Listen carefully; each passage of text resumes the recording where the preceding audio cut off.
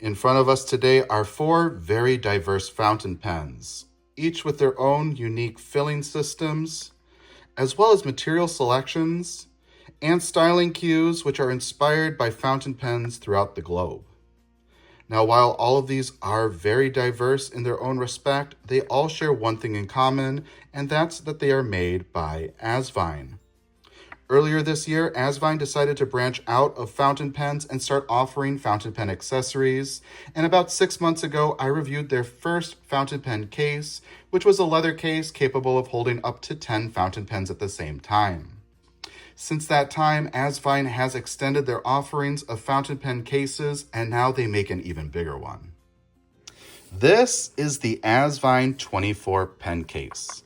And here I have it in blue, but it's also available in gray. It is quite a bit larger than that original pen case, coming in at about 11 inches long and 8 inches wide. If that is too big for you, Asvine does offer this in a smaller size, which is able to hold up to 12 pens at once. Now, this pen case was generously sent to me for review from Asvine. Thank you so much. I really appreciate you supporting this channel and trusting me with your products. Because this pen case can hold so many pens, I've decided I'm going to break this review into two sections. First of all, I want to talk about the pen case itself, its features, and how it accommodates pens of different sizes. And then secondly, I do have it filled up with pens that have not yet been featured on this channel.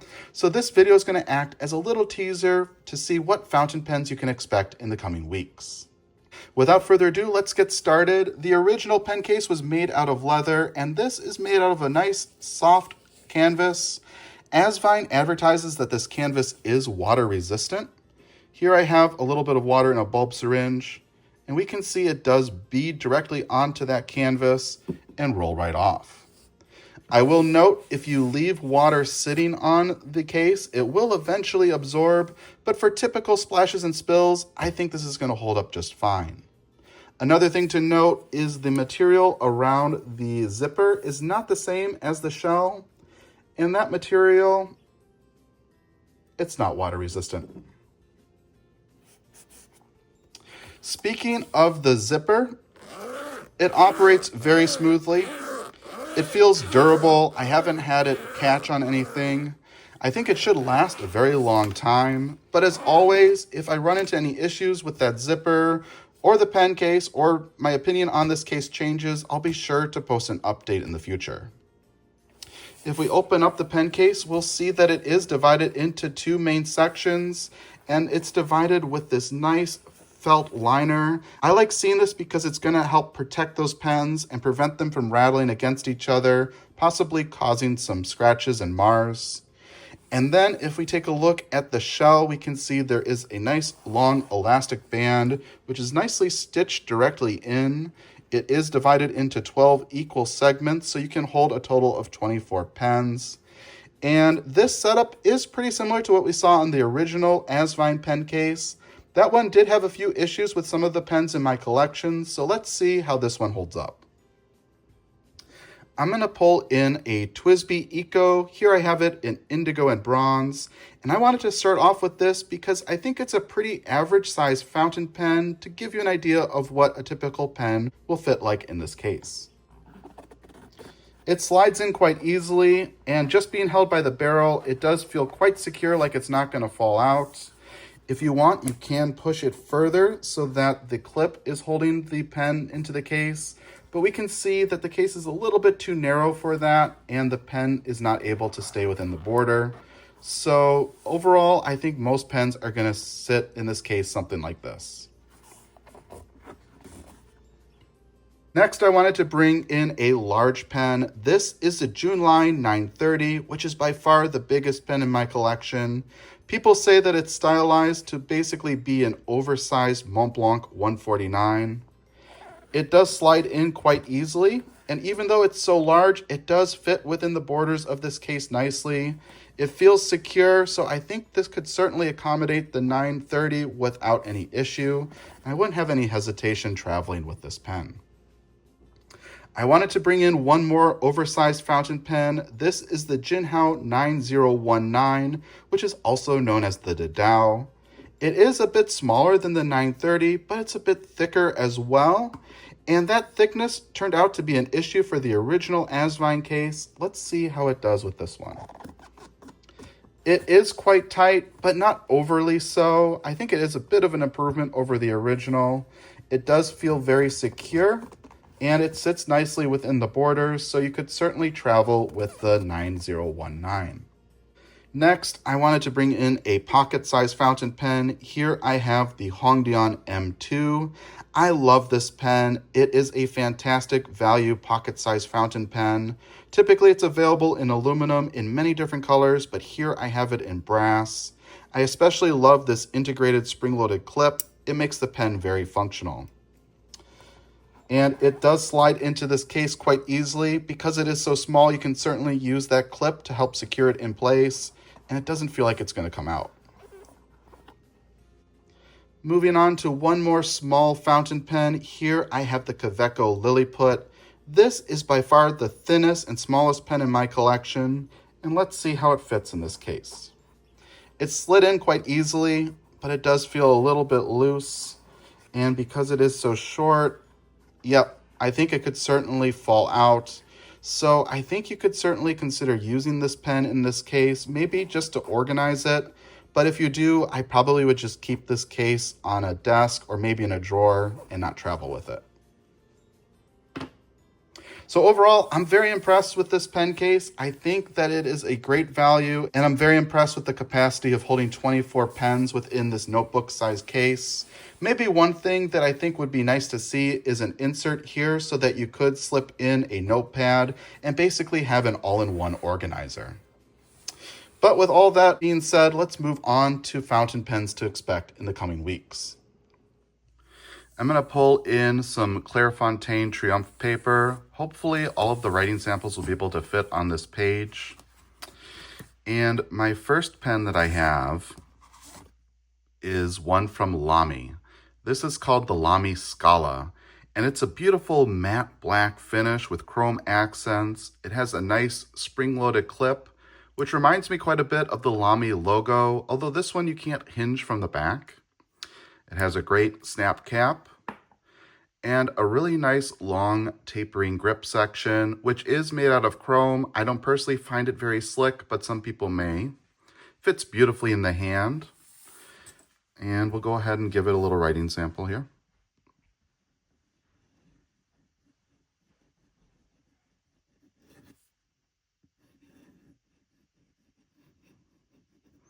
This nib is a stainless steel fine, and it's the same nib that you'll see on the Safari. This particular one is a little bit scratchy. I did buy this pen used, so I'll have to take a look under the loupe to see if maybe those tines are a little bit misaligned. And then the ink that I'm using here is Serenity Blue.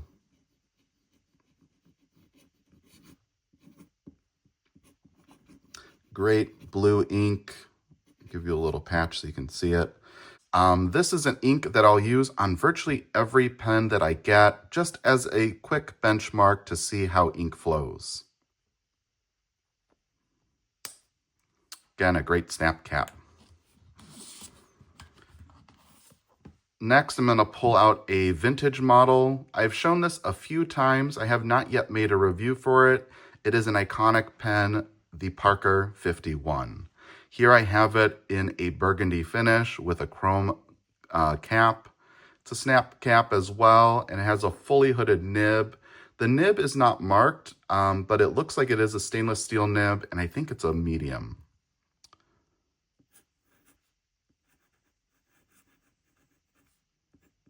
A great writer, excellent ink flow. And with this beautiful burgundy color, I couldn't help myself but do Diamine Oxblood. One of my favorite red inks.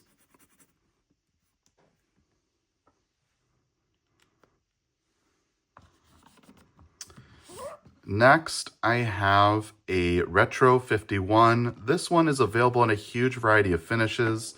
Today, I have it in what's called Lincoln Copper. It feels great in the hand. It has a beautiful large number 6 size Yovo made nib. I really like this grip section too. It's made out of plastic as opposed to the brass of the rest of the pen. It gives you really great grip.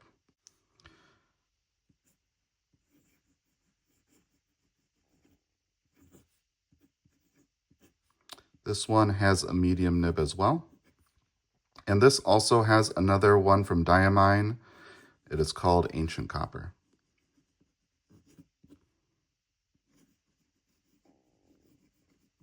I felt like it was a color fairly suitable for this Lincoln copper that we have here today. The only thing that I kind of don't like off the bat with this pen are the threads. They feel a little bit janky, kind of like they're grinding against each other. But otherwise, a really nice pen. Next, I have one from Pilot, and you may have a little bit of deja vu seeing this pen on the channel. This is the Pilot Falcon.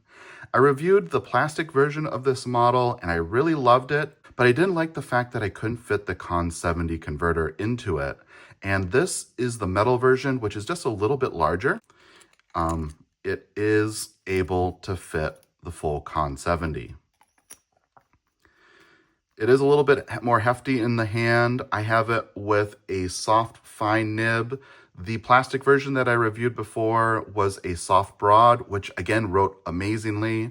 But honestly, it was a little bit thick to use as a daily writer, whereas this one is much more suitable for that sort of use. So again, this is a Pilot Falcon with a soft fine. And then the ink that I have here is called Blueberry Muffin, and it's from Monteverde.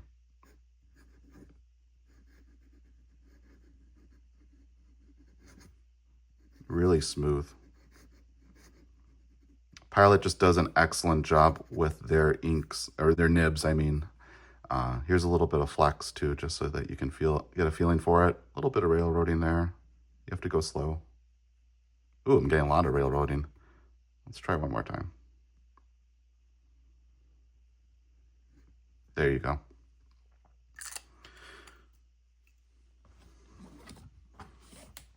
Another pen that's a little bit of deja vu. This is the Asvine J16. It's an all titanium pen, which I reviewed previously. The one that I reviewed previously was a polished finish. This one is a brushed matte finish. And also, this one has a newly offered nib, which is a Yovo fine flexible nib.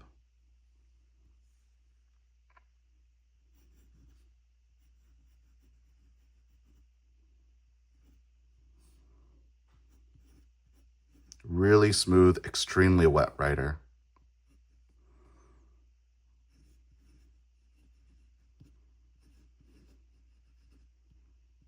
Might be the smoothest nib I've written with so far today. Wow, that's really nice.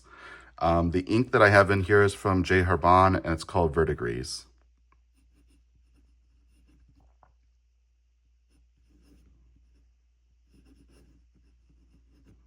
Kind of running into extra lines here. Sorry, I didn't mean to crowd the page so much with that Pilot Falcon. I guess I'll also show you a little bit of flex with this too.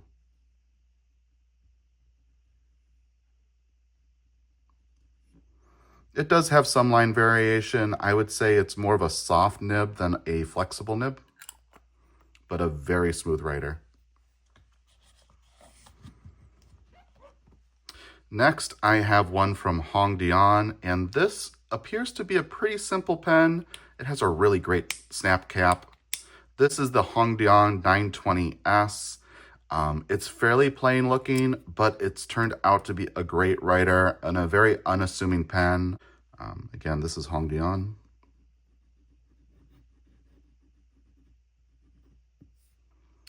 And it's a 920S.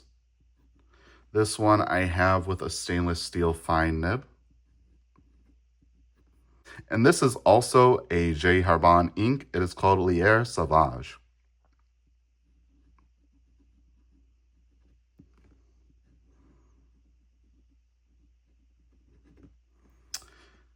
All right, nice capping pen. Again, I really love that capping mechanism. It's very satisfying.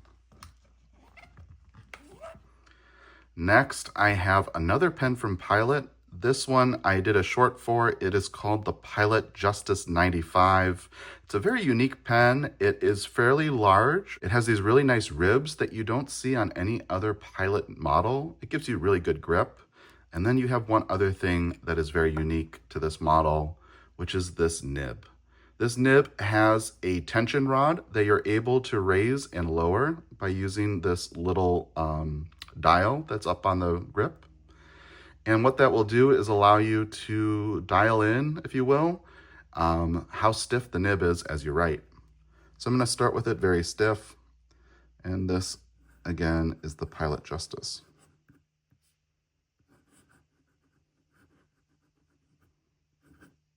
.95. I'm trying to write fairly compact here so we can fit all of the writing samples on one page. This one has a fine medium nib, and it is a 14 karat gold nib. And then the ink that I have here is by Sailor, and it's called Shiguri. And here's a little bit of flex with the tension bar up. And we'll go ahead and bring it back down.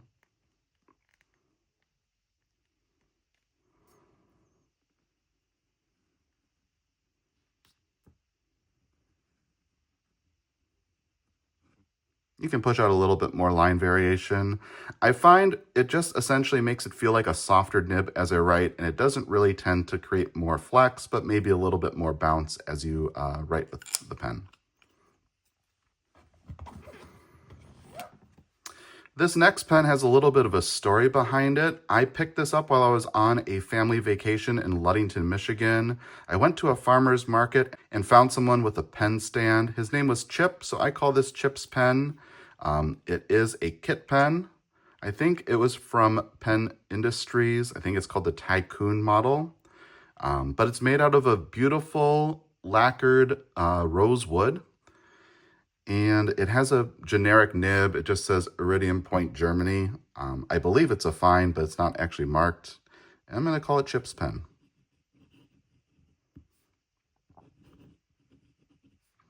And here, I'm going to, again, call it a fine. I have it filled up with an ink from Iroshizuku. It's called Asagao.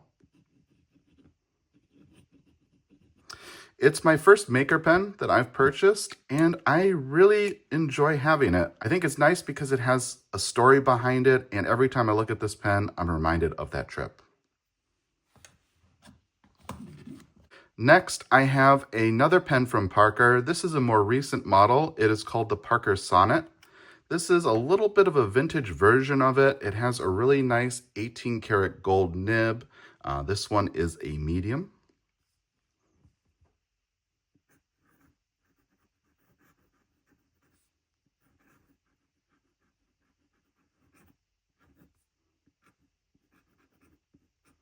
I currently have this one inked with Serenity Blue as well. I picked this one up pretty recently, so I'm just starting to try it out.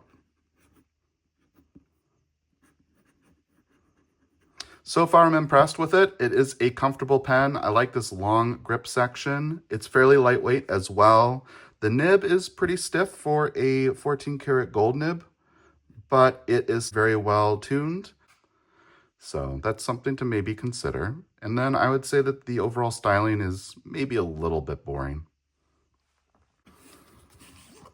Next, I have a pen that's not so boring. This is a pen that's from a company called Tightener. They are known for making EDC gear, especially for people who are outdoorsmen. As the name suggests, it is made out of titanium. It is what they call the titanium tactical fountain pen. It is engraved. There's a little bit of laser engraving. You can see it right there. It's smooth and very aerodynamic in its design. I like this matte black clip as well. It seems stiff, but very functional. It also has a tungsten steel point at the bottom, which acts as a glass breaker. I'm probably not going to test that one out. When I remove the cap, we can see that it does contain a Bach nib. I opted for a rose gold version. This one is a fine nib, and at the time of recording, they only offer it in fine. So this, again, is tightener. I'm going to say TI Tactical.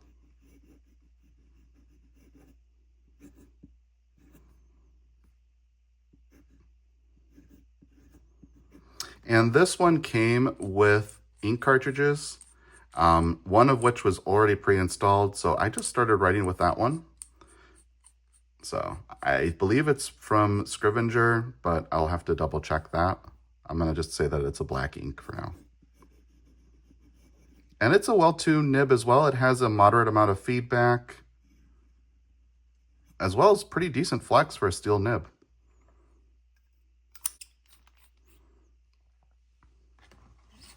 I have two more pens here. This first one is also a Hongdian pen. This one is a matte black pen, which is kind of stealthy and very office appropriate. The model is a little bit old. It's called the 517D. Has a really nice snap cap as well. Very satisfying, positive feel. The nib is black as well, and this one is a fine.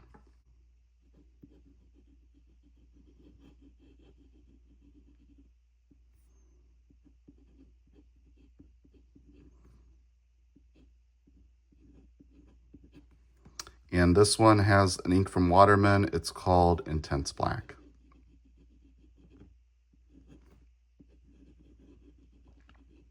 Pretty stiff steel nib, but very well tuned. It seems like the ink flow is great as well.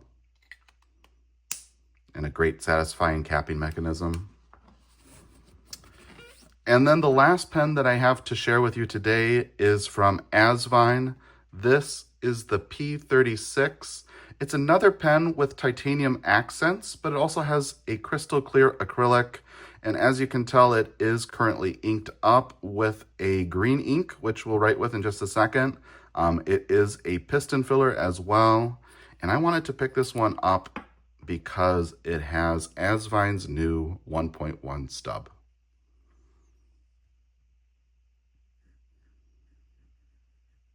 And boy, is it a gusher. Wow.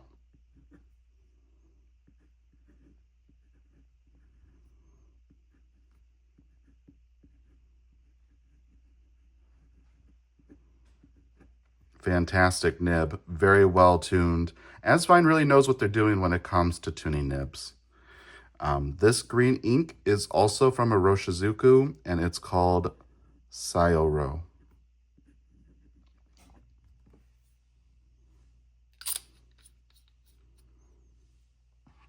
So there you have it.